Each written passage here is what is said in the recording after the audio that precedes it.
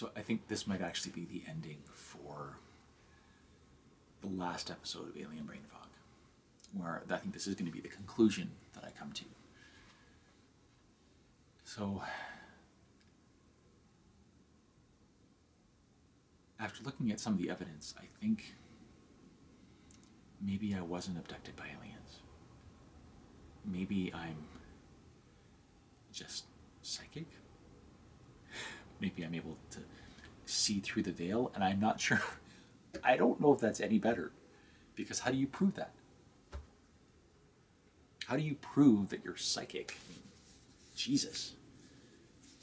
If I can't prove anything physical, and again, the first, everything I've talked about is physical, whether it's systemic racism, that's something that's happening in the world, and we can all see that. There's evidence, there's statistics, there's people's lives that we can look to say, well, yeah, this, based on the evidence, it looks like systemic racism.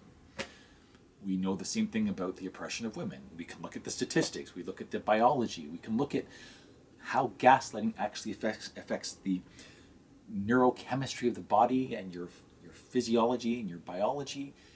Like, we know that has a physical thing. Even for aliens, there's pictures, there's eyewitness testimonies, there's implants, there's DNA evidence. There is so much for that, but how the fuck do you prove that you're psychic? Now, I'm going to tell you a story that it's not really a secret, but few people know about it. And the reason few people know about it is it's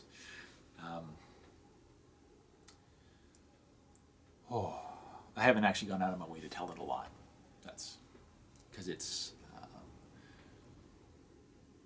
a little traumatic. So I want to tell you the story about why I stopped writing. Don't even know if I got a copy here. Yeah, right here. Okay. Are you watching me? This book here. I wrote this first as a NaNoWriMo. Looking at the dates here. First edition was published in 2016. I started as a NaNoWriMo about a year before that. I just didn't finish it, but I had this idea come to me, and I wanted to do something completely different. And, randomly, I guess not randomly, synchronicity. I'm just looking at the second edition's what I'm holding here, and it was edited by a friend of mine the first time, Jay Blakeney, and I actually lost touch with her for years. Last I heard from her, she moved into a cabin in the woods with no electricity. Writers, and I had lost touch with her for a couple of years, and then randomly, a couple of days ago, she reached out to me and said, "Hey, I'm back." Maybe that's just coincidence, but honestly, I hadn't thought of her for years, and now she pops up, and now I'm doing this, so whatever. That's not a psychic moment, just to be clear. That's just a coincidence thing. Anyway, I wrote this book because I went to Toronto and was visiting. I had a friend in Toronto named Gabe, and it was actually Rob's friend. And we used to go up to visit Gabe in his apartment. And lived in this apartment complex where it was like, it always felt strange to me. Like there was like an otherworldly presence. All I mean by that is it would have made a great setting for a book. And it just felt weird. Like every time I went there, I'm like, this feels like a weird scenario. This would be great for a horror novel. And I started cooking up this idea. And I was in the underground parking garage. I'm like, this place is fucky. It's like creepy as fuck. It's like people have died here. It's like it just felt gross. And intuition would throw it off, whatever. But it just, again, I'm always thinking of writing, so I just assumed it was like I'm always looking for writing ideas. And we were up there for Gay Pride one year, many years ago, and I mean, many years, maybe 10 years ago. And we were talking about, the rumor that there was a gay serial killer in Toronto. And it was, it had been around for a while. And I guess that we just don't talk about that often, but as a gay person, you have this understanding that every time you leave on a date, you might die. Like, that is an understanding. We don't talk about it often because it's too fucking scary. And I guess it's why we kind of identify with women a little bit, because they have a similar fear. It's a lot larger of a fear, more realistic of a fear for women, but not realistic, but more statistically probable. So bigger, I guess. Bigger. But there's a fear there. And there was that thing that sometimes people go and disappear, and there was a rumor for years that there was a serial killer, and everyone just ignored it.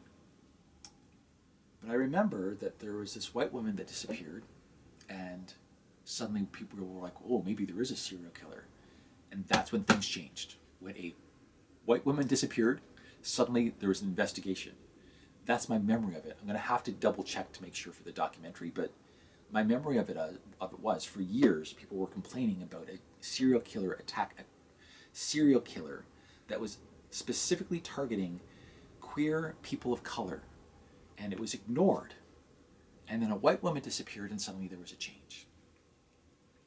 All of that's kind of irrelevant. Or is it? Or is it completely the point? I don't know. Jesus, I don't know. It just feels like sometimes, my entire life, it feels like my entire life has been designed just to make this fucking documentary. And I don't know if that makes me a crazy person or if I'm just following my intuition. If this is just the natural progression of who I am, or if I've completely lost my fucking mind. And I guess, is that up to you, the viewer, to decide? That's kind of terrifying. Anyway, back. We had this rumor for a long time that there was a gay serial killer in Toronto. And the idea is cooking up. NaNoWriMo comes up, I'm going to take this opportunity. I'm going to write something completely different than my usual. Because normally I write for my previous books were for a YA audience. I know there's very tamed down violence, not a lot of swearing. And I decided to do a book about a sex addict who became the target of a serial killer because it was something completely different. And this is the best book I've ever written. It's not to say that it's a fantastic book, but it's the book that I'm most proud of. And I put this book out in 2016, and it did not sell. It sold a grand total of 250 copies. And I was devastated. Now, I understand all the reasons why it didn't sell. I was a YA author I wasn't super successful to begin with. And I came out with something that was completely different than my fans were looking for. And I didn't know how to sell it. Fast forward a couple months. No, that's a lie. It wasn't a couple months. It was almost immediately.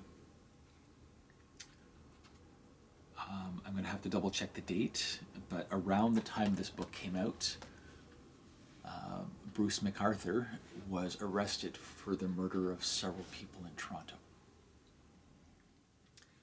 And I had written a book about a gay serial killer in Toronto because I thought it would be a good story.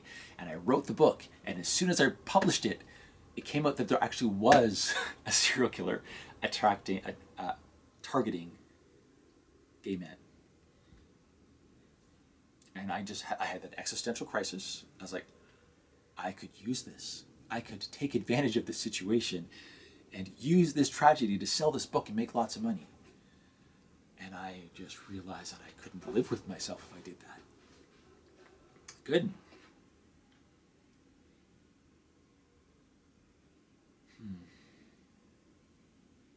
I thought about shelving it, but I couldn't because I am really proud of it. I think it's fun, it's creepy, and I like it a lot. But I also couldn't promote it at the same time that there was a real serial killer being processed in the news, and but then it gets a little creepier.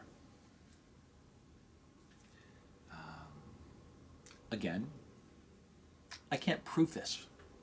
This is just stories that have been told to me that I have taken into my head and now I think are real. I think it's provable. Here's where it gets creepy. About 6 months after Bruce McArthur's arrest, I'm at a party with a group of friends. Now my friend Gabe, Rob's friend Gabe, had since moved back to Windsor, and he had a lovely home, and we were at his house having a lovely dinner with all of our friends, and he goes, "Joe, you're never going to believe this." You know, like again, he didn't know about the book at all because I didn't tell anybody about it. I basically put it up on Amazon, like, you know what, if people read it, they read it, and I let it go. I didn't promote it at all. And I don't think any of my friends have still read it to this day, like maybe a few. But at the party, he's like, "Hey, you want to hear something crazy, Joe?" He's like, "You know that guy, Bruce McArthur? He lived in my building." That's what he told me. And all I could think about is, I spent many nights in that building, slept over. I had dreams. Dreams about murder that I used to inspire this book.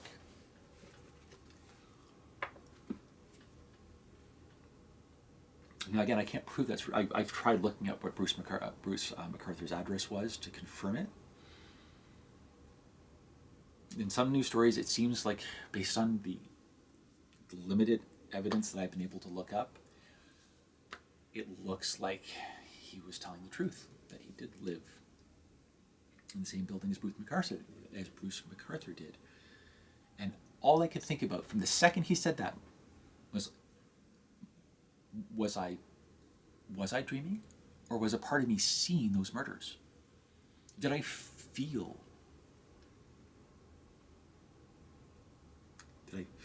the murders happening? And did that influence me putting out?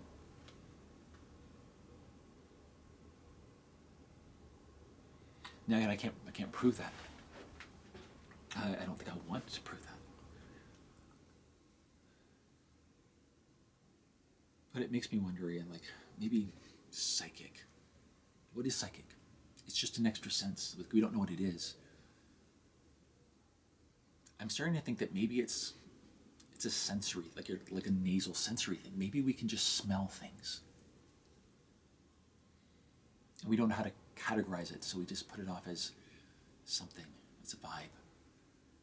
Maybe there's a part of me that could smell murder in that building.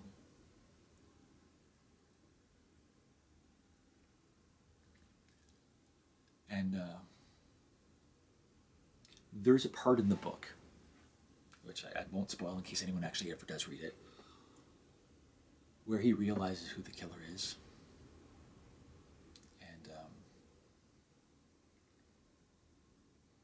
he realizes that it's someone he's seen a lot. It's been around a lot. He was looking at this person that was the killer and just didn't connect. And all I could think is, I could have walked by Bruce McArthur and I could have sensed that he was a killer. Like, we've all had that moment, haven't we?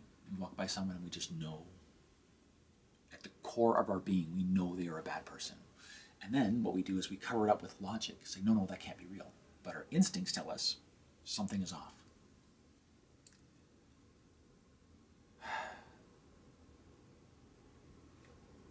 So I don't know. That is, maybe I am sensitive. Maybe I sense something in that building, and the thought of that the thought was, am I psychic? Did I sense that? And if I had, because I'm a crazy person sometimes, I overthink and think, well, maybe if I'd if I'd been better able to use that psychic ability, maybe I could have done something. Maybe if I'd been paying more attention, I could have done something. And then that's what comes up in the fucking book. The main character, after the book is ended, he's like, you know what? I've been blind my entire life. I've been so busy in my own trauma that I haven't been paying attention, and because of that, bad shit happened. I need to pay attention. And then everything since I put out this fucking book is telling me that I have not been paying attention at all. At all. I've literally been so focused on my own life and my own traumas that I haven't focused on systemic racism, long coat, like what's happening with women is ridiculous, and no one's doing anything about it. We're just letting it get worse and worse and worse.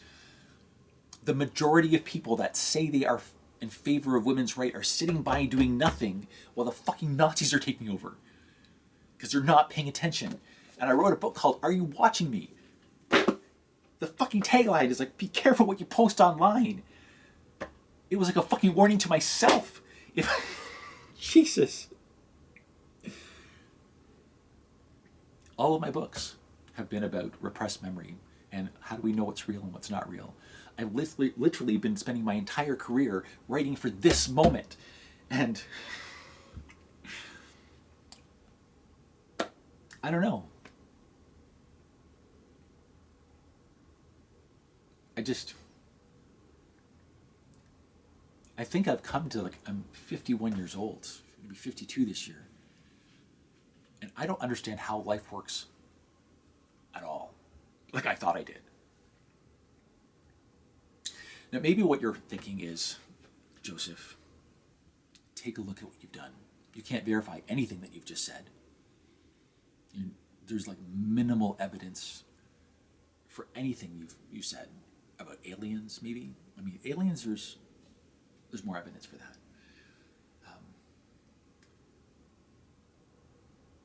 I skipped over some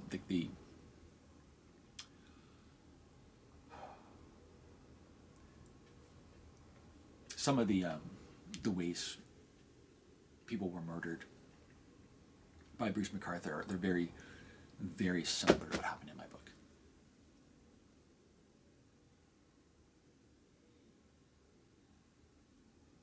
I can see it.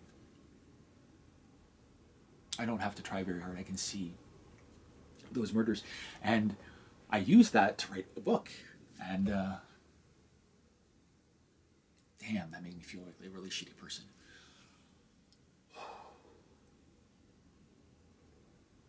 Again, maybe it's all completely made up. Maybe my friend was completely delusional. Maybe he only thought that Bruce McArthur lived in his building and he made that up.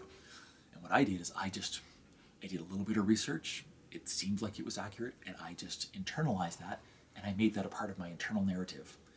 And I built my life around that narrative, created from that evidence. And you're probably thinking, well, Joe, that's a stupid thing to do. Why would you do that? What I need you to get is that's what we all do. All of us. We don't have any proof. We can't prove who we are. Now, let's pretend that you are a cis woman right now. Meaning, I know that term triggers a lot of people. I don't even like the word trigger because people get triggered by the word trigger. Pavlovian reaction. You hear a bell, bam, instant reaction. You've been trained like a fucking dog. And unfortunately, you don't see it yet. But I think, hopefully, by calling out the behavior, you'll start to see it. Anyway, if you're a cis woman, how do you prove you're a woman? You could say, well, I have breasts. It's like, well, that Meatloaf had breasts in Fight Club. Was he a woman there? Well, no, but his breasts weren't capable of producing milk.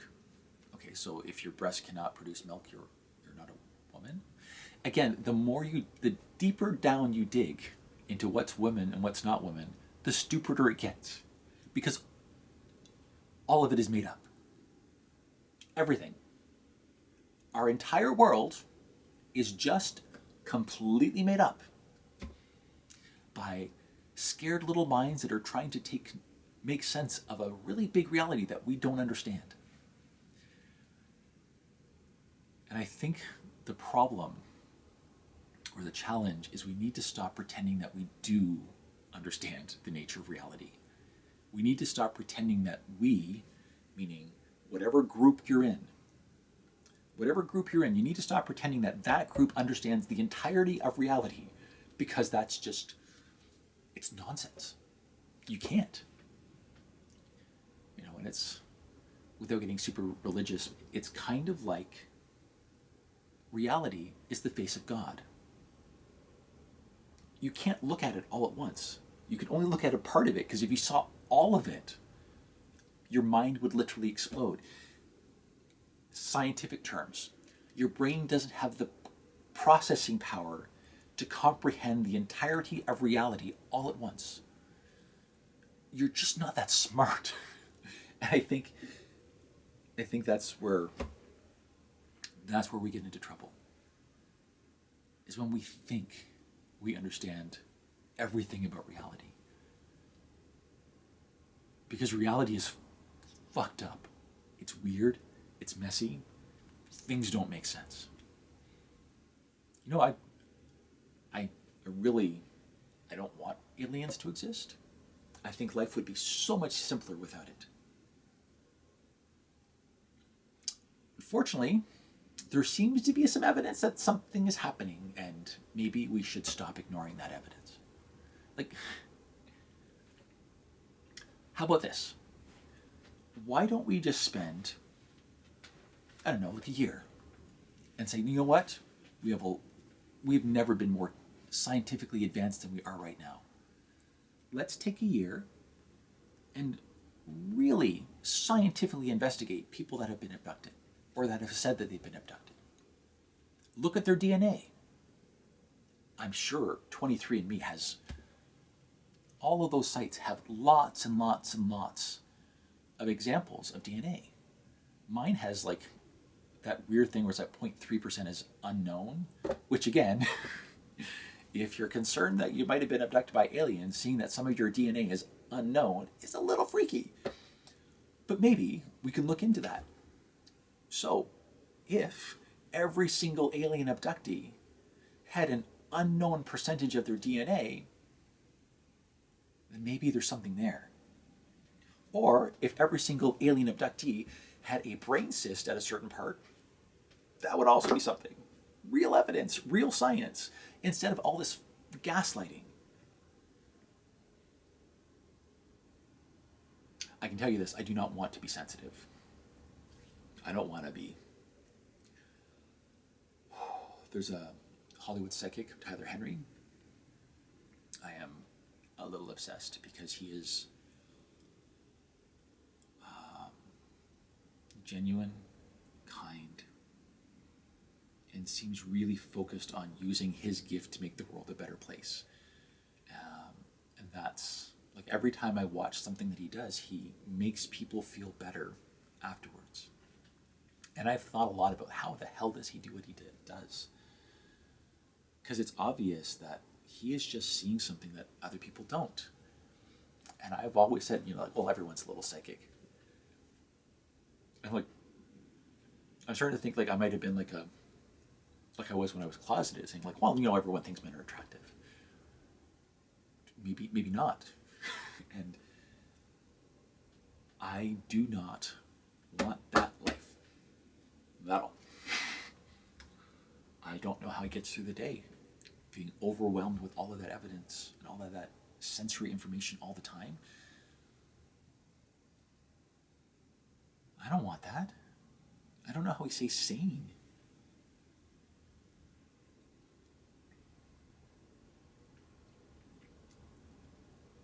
But I guess maybe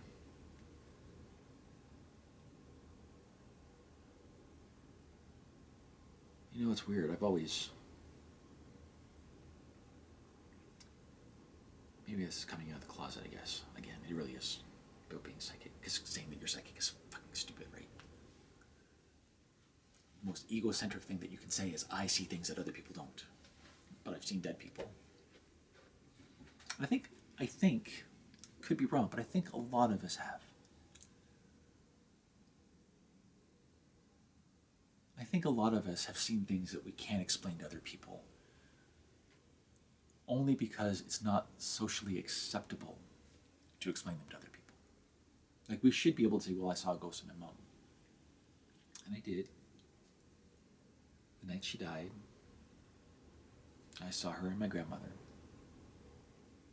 They both looked younger, like they were younger, 30s, 40s. They were smiling and they just waved at me. At that moment, I knew my mom had gone, but I did nothing. Like, I should have. Part of me thinks maybe if I'd called her then, maybe I'd been able to get an ambulance to. But two things. I didn't believe it. I didn't want to believe it. And the other thing was she just looked happy and she was ready to go. So then I got a call the next day from my brother. I was at work and he called.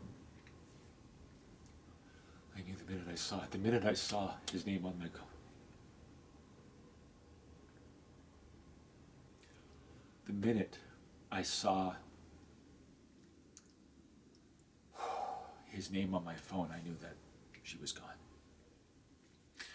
And I was teaching class at the time, and I just stepped out of the room. I think we were throwing paper somewhere. I went back to the room, and I was like, you know what? I'm sorry, people. My mom has just passed, and I need a few moments to make some phone calls. And I just kept going.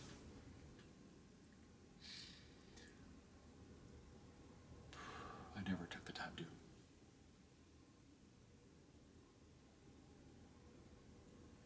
I never took the time to grieve that until I got sick.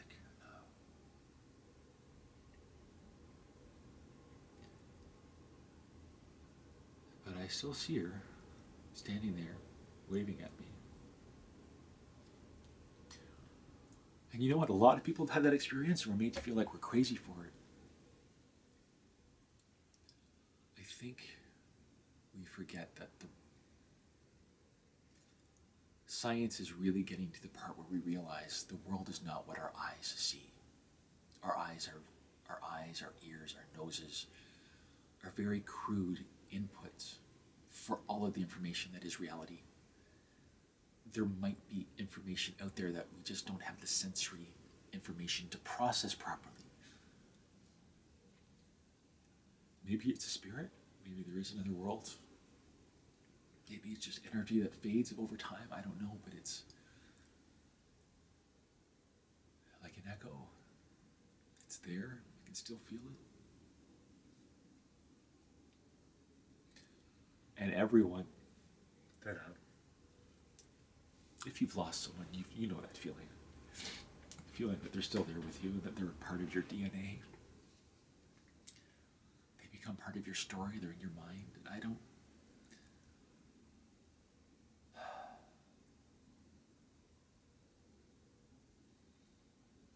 When I was a kid, I thought I was a little bit psychic because I saw things that. I had dreams that sometimes came true.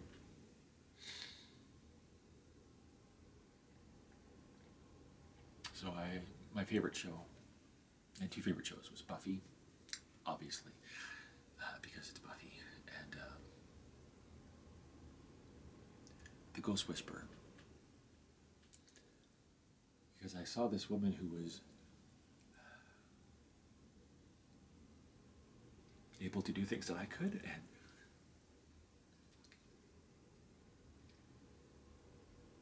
and seeing that she was like able to have a normal life gave me hope. Again, I'm nothing. It's not like a sixth sense. I don't see that, but I see things sometimes, and I hear things. Some things that haven't happened yet. can't explain that, and I can't prove it, but it's real.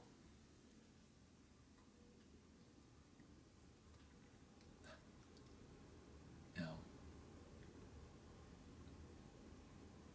which is one of the happiest moments of my life was when we signed. I worked at Elysian Press, small boutique, a small publishing company focused on speculative fiction. And John Gray, the guy that created The Ghost Whisperer, reached out to us because he wanted to sign with us. And I really felt like, no, to put that in perspective, it would be like for a Buffy fan if Joss Whedon was trying to come back and decided to write with you. That was what it felt like. John Gray, the guy who had created one of my favorite shows of all time, I got to work with him on a book. And I realized that was I was able to go out on publishing on a really high note because that was, it's like, you know what, not going to get any better than that. That was good. I got to work with someone who was one of my heroes, create one of my favorite characters of all time, and I think it's time for a new adventure. That's why I thought it was time to move out for publishing and get back to my own work. But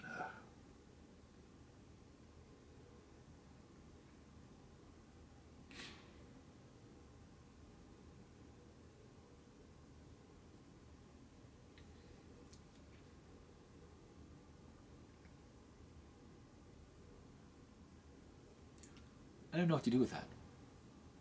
I don't know what to do with being sensitive. I know I'm not turning that into a career. I'm not going to become the Canadian psychic.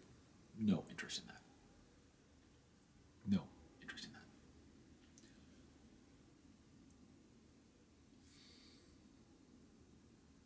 But I think I maybe have to stop ignoring a part of your identity. And that's what it feels like coming out. Because I know that a lot of people are going to call me even crazier now. Joe thinks he was abducted by aliens, but now he thinks he's psychic. But I'm thinking again, I think all of us are a little psychic. We all have feelings and intuition that we can't understand. Why don't we listen to them? The system doesn't want us to. The system doesn't want us to listen to our instincts because then we're easier to control. And unfortunately, it's really that simple. That's why we are indoctrinated, trained, brainwashed to ignore our instinct, to focus on system over instinct. Because instinct will always tell us to love and care for our neighbors and you don't even have to believe me, just watch animals in the wild. If you're in a tribe, you take care of yourself because it's survival to take care of yourself. A tribe that fights itself will die, and that's...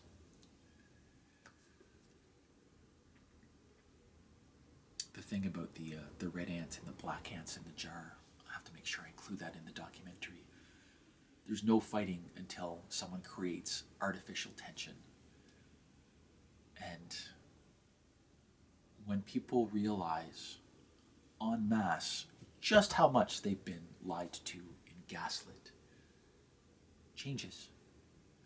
Black people.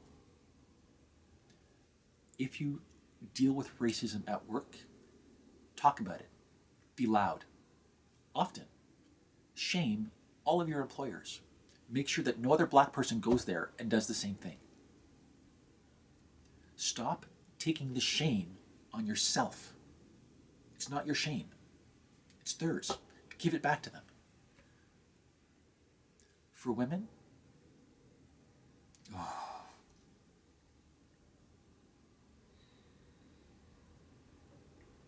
I am only just understanding the tiniest fraction of female rage. Only because of a few years of gaslighting and because a good friend was incredibly vulnerable for a brief moment of time.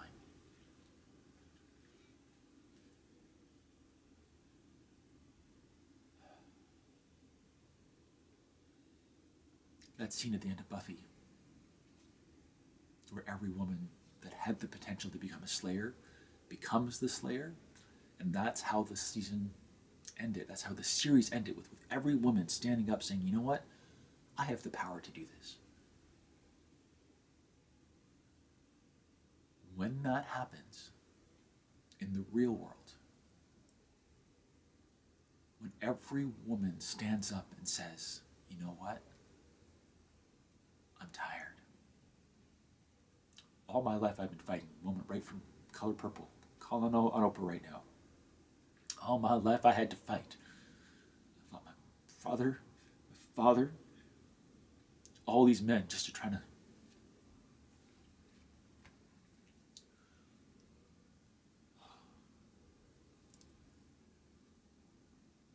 I am sorry. Right now I'm going to talk 5-year-old little girl. If you're watching this and someone tells you that you can't do something because you're a girl, I am sorry that you had to hear that. It's not true. You can be whatever you want to be. If you're a 25-year-old living with your parents thinking that you're never going to get out of poverty because you can't get a job that pays enough to live on your own, it's not you. It's not you. It's not a failing of you. The system is failing. It's not you. To anyone that gets to the middle of their life and thinks their life is over, I'm 50, 51. You've all seen what I've lost. But my life is just starting. Just starting. Right now, it feels like I am just starting a new life on a completely different path because I chose to. That is as easy and as complicated and as terrifying and as freeing as it seems. At any moment, any one of you could completely change whatever the hell you want to do about your life. You could. You have that freedom.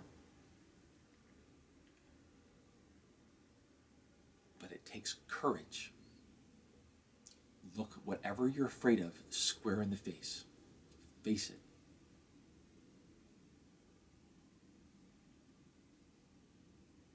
Right from Dune.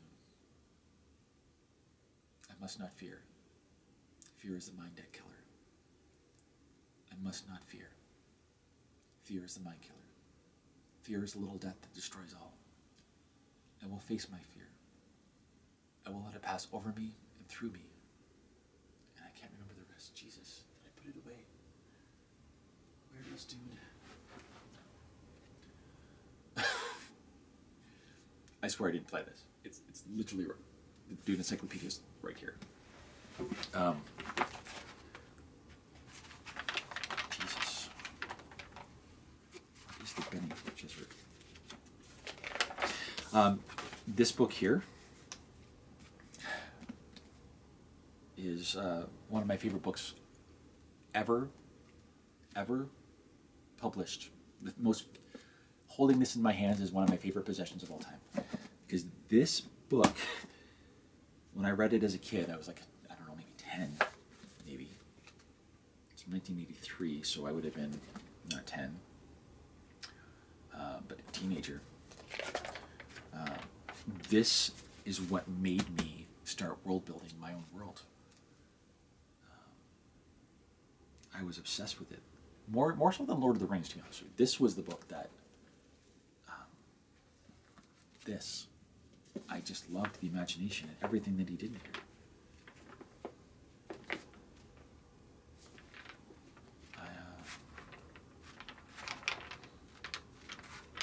I don't even know where it is in here, actually. I mean, it has like everything I need. It has like, this is exactly what I need to do for my stuff. And I did actually to a large degree, but it's just, the amount of intelligence in here is just ridiculous.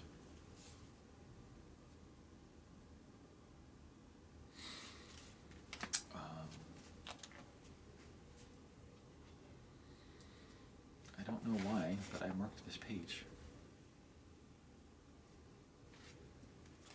one I'm looking for, though.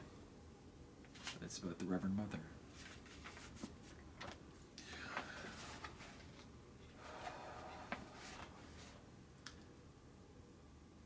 Care must be taken to keep a tight control on the blossoming transcendental consciousness, lest it come unbidden, without the manifest will having called upon it. Such an instability could be dangerous, leading to seriously reduced effectiveness of the practitioner, who must necessarily plan all action and reaction with disciplined intention. Phenomenal consciousness cannot function at the mercy of an intenser plane of consciousness. I don't know what that means. Of an intenser plane of consciousness that could supersede it involuntarily. Unity is to be preserved so that a split or divisive apprehensive mode to render undesirable and okay, you know what? I think that actually makes sense. And again, I don't want to be psychic, but it seems like a spiritual thing. Like in spirituality,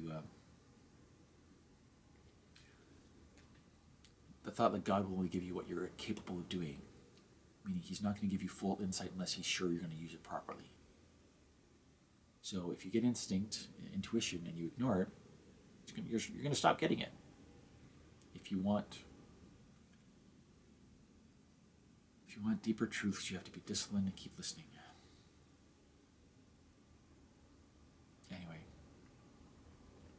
the end of the movie is going to be this.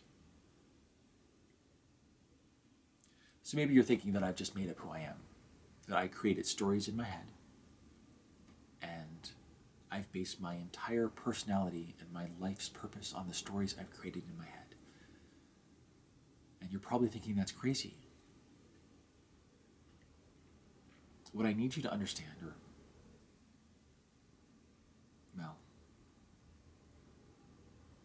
what I'm hoping you understand by now, is that that's all that we all do. All of us, every single person watching this video.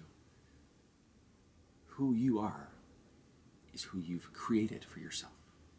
You decide what you like, what you don't like, by listening to your inner voice.